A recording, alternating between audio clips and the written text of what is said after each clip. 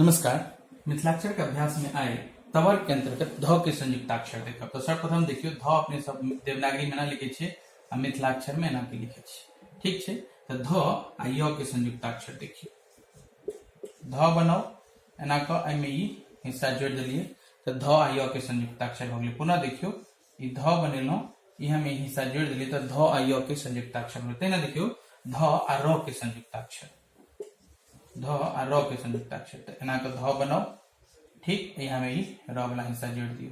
पुनः देखियो एना के ध बनेलो यहाँ में ही र वाला हिस्सा जोड़ दिलिए तो ध आ र के संयुक्ताक्षर हो गेलै। तेना देखियो ध आ व के संयुक्ताक्षर, ध आ व के संयुक्ताक्षर तो एना के ध बनाओ।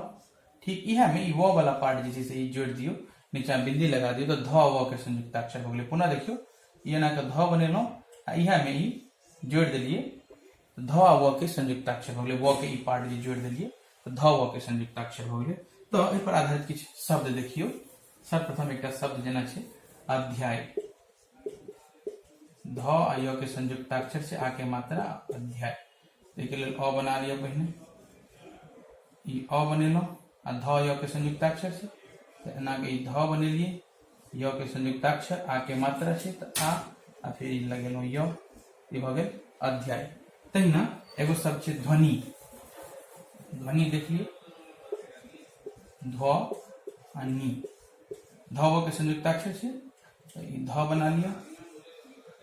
ठीक, यहाँ में व वाला हिस्सा लगे लिए, ध व के संयुक्ताक्षर हो गई।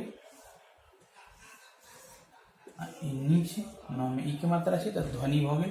ठीक, तो आइ अहाँ सब तवर के अंतर्गत ध के संयुक्ताक्षर के अभ्यास देखलहुँ।